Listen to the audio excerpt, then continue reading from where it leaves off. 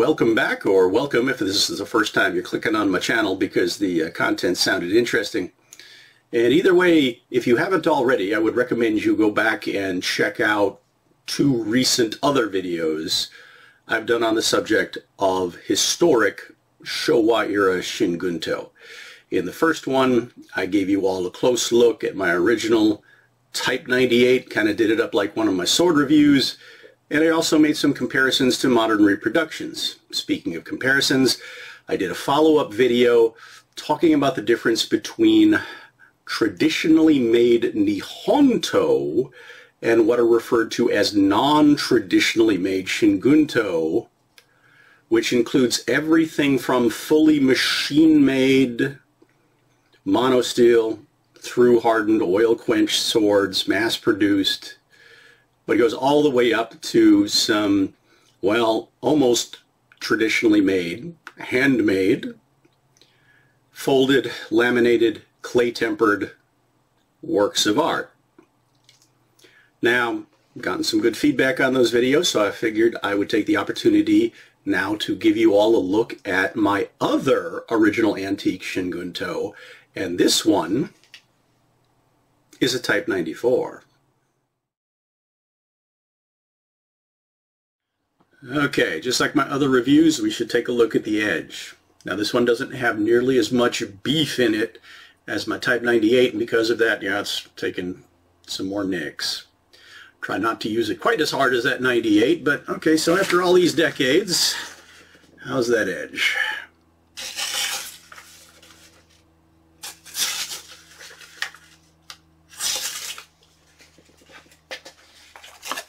Alright, let's try it with cardboard.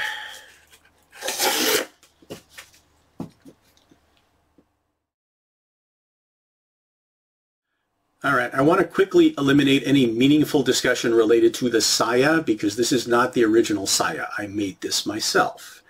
Because when we got this particular sword from the dealer, it didn't have one anymore. So I initially made a really basic wooden uchigatana style saya, which is why this one still has a kuragata and a segeo on it, kind of handachi looking thing. But then recently, as I had been, well, restoring my Type 98 and doing some other custom work on some of my other swords, I decided to get my hands on a set of reproduction Gunto fittings and restored this to sort of its, what would have been the original appearance. Now, the original saya would have been steel with a wood core like the Type 98. Late in the war, as they started running out of metal, they did start making wooden saya that were just painted. So this might be a little bit more similar to that. And then they actually went to, well, much simpler iron fixtures as well. But yeah, this is not original. This is just something I made to have something that would function and hopefully look, well, reasonably authentic. Let's talk about some differences between the Type 94 and the Type 98. Now, I don't consider myself an expert on this topic, so if you have more information, better information, please add it to our conversation in the comments. I am still learning, still want to learn, and then maybe I can feature that information in future videos, so thank you in advance. But the Type 94 was the first model Shingunto, new military sword for issue to commissioned officers. It was designed to replace the more Western saber-looking sidearms that were issued to the modernized, westernized Japanese military starting in the Meiji period. Now, in the Showa period, they decided to go back to a more traditional Japanese style design for their officer swords. And they took their information from the tachi. And you can see some of those features. Now, it's not as long or as curved or as ornate as a lot of tachi. And I would argue that the color schemes are generally better suited to the modern battlefield, usually browns and greens. But you will see usually some form of traditional shinogi tsukiri blade profile.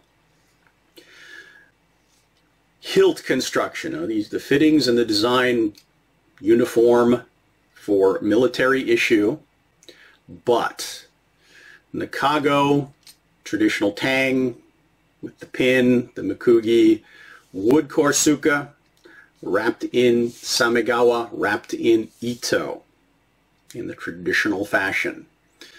Fixtures, you can see, resemble a tachi with the kabuto gane pommel, the sarute, the lanyard loop, and yes, the suba is kind of tachi looking. And then you've also got the Showa era cherry blossom theme throughout the fixtures. The 94s started being issued in 1934, and they were almost all commissioned by the officers themselves. They ordered their own swords, or maybe even had their heirloom family blades mounted in these fixtures to take to the battlefield. But the difference between the 94s and then the 98s, which started replacing them in 1938, so about 4 years later, biggest visual difference is in the scabbard. Now, the scabbards on both models were tachi looking. The original one on this one's missing. Tachi looking, metal, wood lined. The 94s came with two hangers, like a tachi. The lower hanger was removable. It was only used during parade ceremonial use. On the battlefield, they defaulted to the top hanger only, just to hang it from the belt. When the 98s came out, they just did away with that second hanger, so they're built with only one. Later in the war, as metal got, well, scarcer, the sayas were just made out of wood, with often cheaper fittings. Another potential difference. Now, there is some variation I've seen in the castings depending on exactly, again, uniform pattern, but depending on where the castings came from, where they were made, there's a little bit of difference from example to example. But in general, I've found in the examples I've seen, the 94s, especially in the subas, the relief in the casting tends to be deeper, might even be cut all the way through in certain places. And that's the case here. It's definitely got more relief in the casting than my 98 does. Also, another potential sign of a 94. There is no cut in the fuchi or the suba or the seppa for a scabbard latch. In the early 94s and some of the better fit 98s, they relied on that traditional hand fit lockup between the habaki and the koiguchi of the saya. And that's the case here. It was never designed to have any kind of latch. But what really indicates that this is a 94 is on one side of the nakago, painted date of creation. Showa, 9th year, 1935, 5th month, so sometime in the summer. So that places it right in that range of the 94s before the 98s started to come out. And then later we'll talk about the potential significance of this one having a very rare bohi. But let's talk, well, fit, finish, specs, and yes, we'll do a handling section, just like my other sword reviews.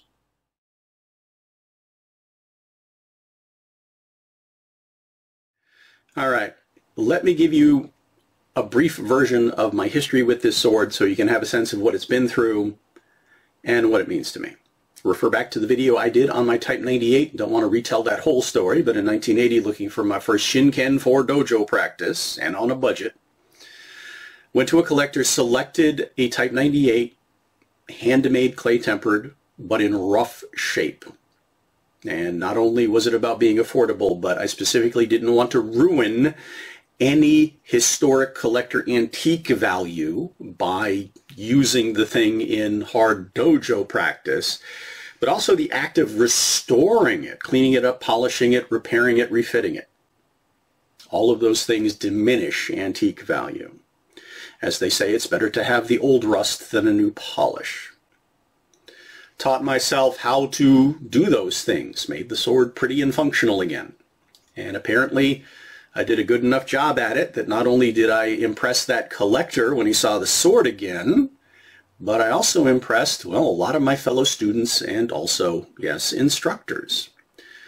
So over the next couple of years, we took several more trips back to that collector and, well, other collectors we'd found so that they could get swords, well, in that range. Something well made, but rough shape so you're not worried about ruining it.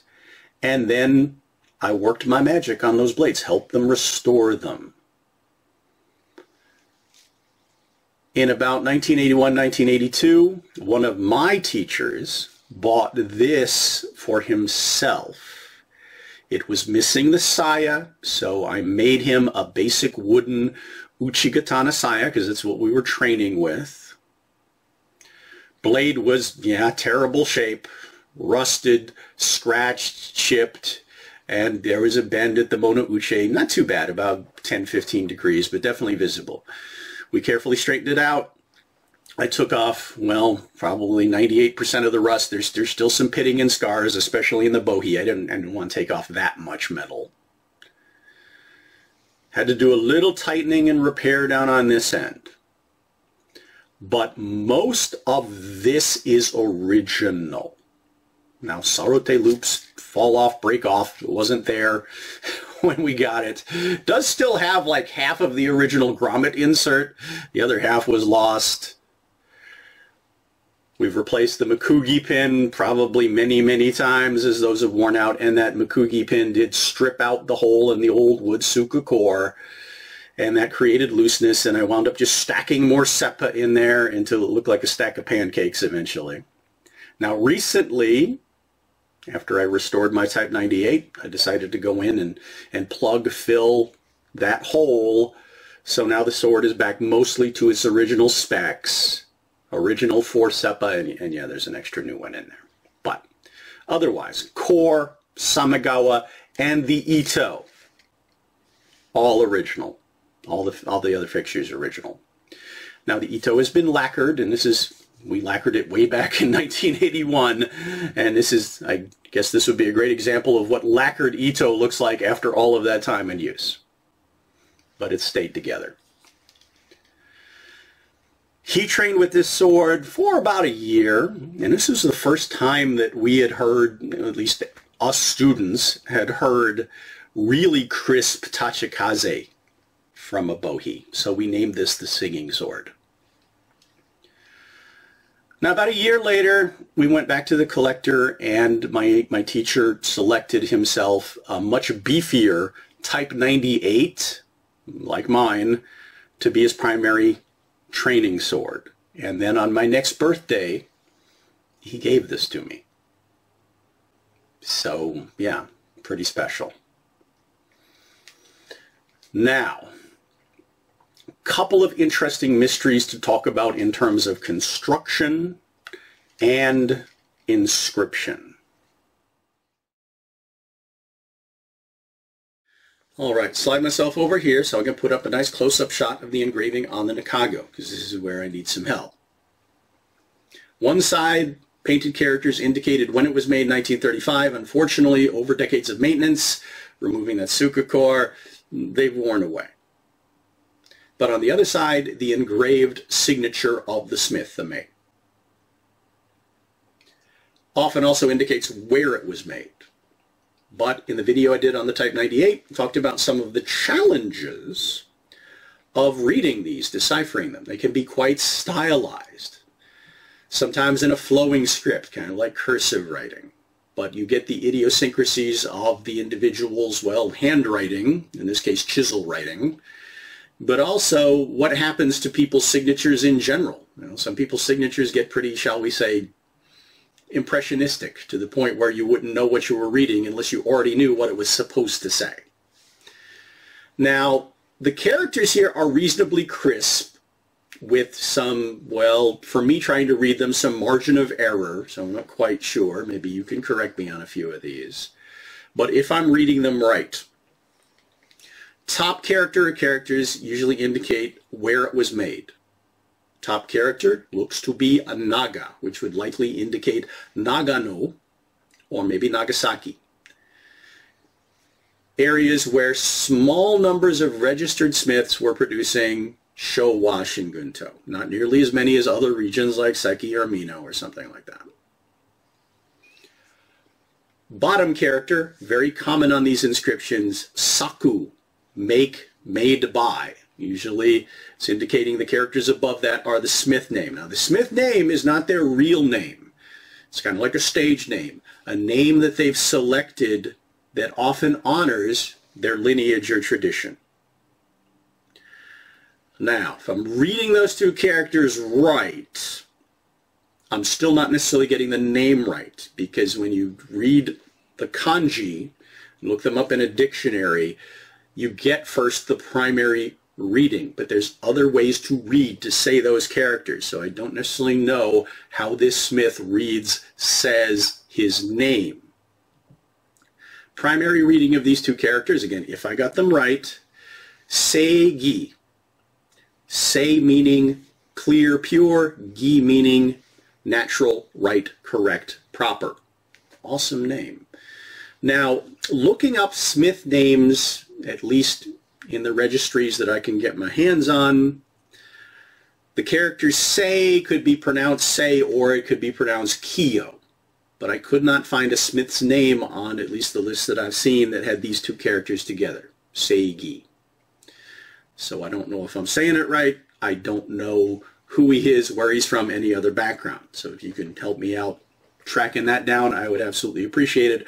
Or make any other corrections to my work, please. But also on the tang, the very common Showa cherry blossom arsenal stamp that tells me that this is a sword that is not fully traditionally made. It was made to be a Shin Gunto with some of those corners cut either in terms of material or the smithing. But let's go ahead and talk about fit, finish, build quality, specs, and I will make my best estimates as to the manufacture of the blade. All right, let's talk specs, and I'm going to make some comparisons to my Type 98 as well as some of the modern reproductions I've acquired. And I'm going to be looking down at my notes repeatedly so I can give you the metric as well as the imperial units. Starting with the blade length, measured from the habaki, 26 inches, 66 centimeters, which might sound a little bit short for you collectors of modern reproductions, but remember, those are designed for the Western buyer's market. This is a pretty traditional length. My Type 98, my original, is only 1/4 of an inch longer.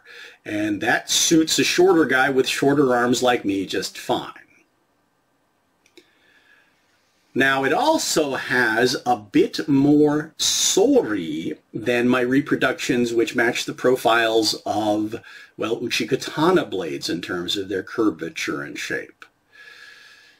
This one, not as much as a tachi, though, but again, similar to my Type 98, if you took a straight line from the tip to the base of the habaki and then measured the highest point in the curve, 2 centimeters. But that sori is continued in the suka. So it makes it feel and perform like a sword with more curvature, so that affects handling, cutting, parrying, and thrusting. Talk about that in a minute. Now, other specs on the blade. 1.25 inches from spine to edge at the base, pretty standard, so a little over 3 centimeters. Distal taper goes from 8 millimeters down to 5.5, which is similar to my Type 98, but some of my modern reproductions have more distal taper. We'll talk about weight and balance here in a second. Let's talk about suka. 10 inches long, so you're talking about 25.5 centimeters, again a little bit shorter if you're used to an uchigatana. But this one, interestingly, is about 1/8 of an inch thinner than not only my Type 98, but a lot of my reproductions. This feels really narrow in hand, but it's held up just fine. Unusually narrow in hand. Now the nakago only goes in about 2/3 of the way, which is very traditional. That could result in a weak point in the lower end of the suka that's not reinforced by having metal in it. A lot of modern reproductions double-pinned long tang for that durability and safety, but traditionally speaking, the shorter tang with the single pin is really common. But it hasn't been an issue here. All the decades of pretty frequent and hard use, this is the original core, held up just fine. But what does that do to weight and balance? All right, so we also need to talk about meat and bohi. Now, in a shinogi tsukiri profile, with a bohi as compared to one without. Now, this has a nice deep crisp bohi. I usually expect a bohi to take about 4 or 5 ounces off as compared to a blade without, and that's true here if I compare it to my Type 98. My Type 98 weighs 2 pounds 11 ounces, but 1,219 grams. This one weighs 2 pounds 6 ounces, 1,077 grams. Now the interesting thing though is my reproduction Shin Gunto that are shinogi zukiri but don't have a bohi, yeah, they weigh around 2 pounds 6 ounces. So yeah, as much as this blade with a bohi. And they're an inch or so longer. So what is that difference? Well, that's where we get to the discussion of meat. More convexness in these edge planes, more steel behind that edge, not such a slicey razor blade. A bit more, not much more, but a bit more hatchet-like than razor-like results in a sword that is, yeah, well, less slicey, but more durable. Some of those reproductions, their edges can be frustratingly fragile. Maybe you've had some experience with that, but yeah, my 2 originals have put up with, survived a lot of hard use, and yes, I admit, abusive use, and little tiny nicks, but otherwise, yeah, they've held up really well. So that's the benefit of having meat in your blade. All right, let's talk about fit, finish, build quality, steel, and then we'll talk about handling. All right, let's talk build quality. And refer back to the video I did on my Type 98, because I'm going to be repeating a few things. But that Type 98, after about 10 plus years of hard use, did suffer a catastrophic suka failure. The ito disintegrated and then the suka core shattered, so needed to be rebuilt, rewrapped. Have not needed to do that to this one. It is still original that way. But what have I had to do to it over the years to restore it and, well, maintain it? Well, when we first got it, yes, there was some fracturing up near the fuchi and the suka core that needed to be glued and viced. Did need to replace a missing sarute, and it's only got half the grommet in there. Goes all the way through and is screwed together in the middle, so I don't know where the other half went or when.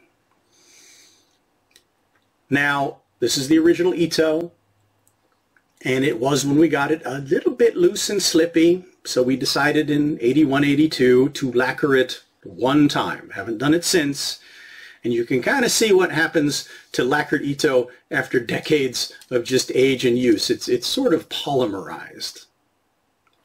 But it stayed put. It slipped down all of maybe a millimeter at the top. Now, over the years and years of hard use, the single pinhole in the suka core did strip forward about 1/4 of an inch, loosening up the build. I compensated for it just by adding more and more seppa in until I had a really thick stack. Well, recently I went in and I filled that hole, got it back to its mostly original dimensions, allowed me to get the build back to its original 4 seppa, plus 1 extra one just to make it nice and tight. Otherwise, it's done really well. Now, from the other one falling apart, and from what I can see through the lacing on this one, it tells me that yes, there are the little paper hishigami triangles in the ito to make the diamonds nice and crisp and even. Underneath that, thin, paper-thin strips of wood on each side over the top of a full wrap of same. No emperor nodes, but it's a full wrap. And despite how thin it is, it's held together really well. No more structural failures. I admit I've been a little more gentle with this one than I was with the 98. Speaking of which, the fixtures, just like the 98, brass and copper, cherry blossom theme, beautiful, very well cast, very well detailed, and have held up very, very well to the years and all the use. The fuchi probably has the most use from friction and hand oils, followed by, some on the Kabutogane pommel. But when I showed you my 98, I showed you the deformation to the end of that pommel, which was all my fault in my stupid youth, using that as an impact weapon and hitting targets I really shouldn't have been hitting with something made out of copper. Being a little bit more gentle with this one, worried a little bit more about that thinner core. Yeah, I didn't do that, so it's a lot more pristine. And everything stayed tight. Now, just like my 98, interesting that the ito goes through the bottom of the pommel instead of the knot stopping below it. A little extra retention. The Minuki are the traditional Showa 3 cherry blossoms, and they are in the traditional palm orientation, like under the palm, not under the fingers, that you might see on certain reproductions and, yes, historic uchi-gatana. Speaking of uchi-gatana, the diamonds might start on a different side in terms of the lacing than you might be used to. This is a bit more common on tachi. Seppa, as I said, the original 4. The 2 that are closest to the suba have the wings on them that match the motif, the casting pattern of the suba, which I've already mentioned. Compared to my 98, it's a lot thicker, and the casting relief on the suba is a lot deeper. A lot more shape to it. Now, none of these parts were ever cut for a scabbard latch. They were relying on the hibaki's lockup with the koiguchi for retention. Hibaki on this one, well, on my 98, it's kind of geometric with flat sides and angles. This one is curved on sides, has a nice horizontal grain pattern in the copper, very tight, very well fit to the blade, including here in the bohi, it's pinched in a little bit for extra snugness. All right, let's talk about this blade. Okay, let's talk about the blade. Shinogi Zukiri profile with a nice deep, crisp, full bohi. And that's the first interesting feature, because bohi were not common on Type 94s and Type 98s, but were pretty much universally present on all of the mass-produced machine-made Type 95s. Given when this was made, I'm assuming that the officer who commissioned it asked for it as a custom request, or maybe it was something that was offered by the smith. But even though the lines are very nice, except for whatever reason, the lack of a geometric kikote on it, there is sign of fine rippling that tends to come with a sword that's been hand forged versus completely milled by a machine. Other signs of the attention of a smith, well, real hamon. And you have to kind of bring it out by turning it here a little bit. It's, kind of faded a little bit over the decades and decades. Occasionally I will treat it with a little mild acid etching, a little lemon juice vinegar. I don't want to do it too often, though. When I got the sword, it was really badly rusted, and there's still some deep pitting, especially in the bohi, and it's something else it tells me we'll get to in a second. But when I etch it, it brings out that hamon pattern. It's not the straight Seguha hamon. It has a pattern to it in different kinds of peaks, which sometimes come in these clusters of 3. But not, there's a hamon pattern referred to as the 3 pines, where the peaks all point straight to the spine. These flare out from each other, kind of like flower petals. So maybe a signature of the smith. But it results in an edge that has a hardness of 60 HRC. So a really nicely differentially hardened clay-tempered blade. Now, during that acid etching that I've used to bring out the hamon, it's also brought out some grain pattern in the steel, but not the patterns you would get with a folded steel hada, but the grain patterns you get when something's been hand forged out of billets. So there is some grain structure in the steel, at least that way. But there is also prominent sign of forge welding, lamination. One of the common patterns of lamination used in Shin Gunto that were laminated is the kobuse kitae pattern, where you've got a core of softer, lower carbon steel, and then a tent of higher carbon alloy, potentially harder steel, folded over the top of it. And this is visible in transition lines in the spine and also, yes, in the bohi, which is probably why that bohi rusts a little bit easier than the rest of the sword. But what kind of steel are we likely talking about? Well, not tamahagane. Probably industrial steel taken from China, and given the time it was made and what was likely in the supply chain, probably some pretty good quality Chinese rail steel. Which is what? Well, modern equivalents in terms of alloy content, carbon content, 1075, 1085, 1095. Often with something like manganese in it for extra resilience, which could bring the quality of this steel up to a modern T10. And the core probably of something lower carbon, 1045 or maybe even less. No flaws or inclusions or anything else in it, but it's a blade that's held up phenomenally well to a lot of hard use and, yes, I admit, some abuse. Much better than a lot of my reproductions would because of the meat. There was a bend in it, as I said, when we got it, but that bend is not repeated. So, not a traditionally made sword. I don't know if the smith took any other shortcuts with power tools.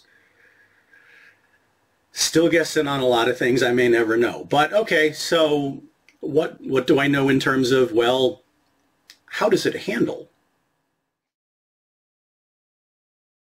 Okay, this is already kind of long, so I'll keep this section short. I've covered some of this already in previous videos I've done on the topic of Shin Gunto, and I do plan to do more content. But one of the things I wanted to demonstrate in the handling of this weapon, need to talk a little bit about the contrast between that 98 and this 94. The 98 is not only heavier, but a lot more forward blade present. I trained with the 98 a lot more frequently for the same reason that in any other kind of swordsmanship I'm practicing, if I have a lighter and a heavier version of that sword, I personally tend to feel bad training with the lighter one, like I'm not getting a good enough workout. So that's why I would use that one more in training. And if I was trying to do any kind of heavy, potentially abusive cutting, yeah, I would go with the 98.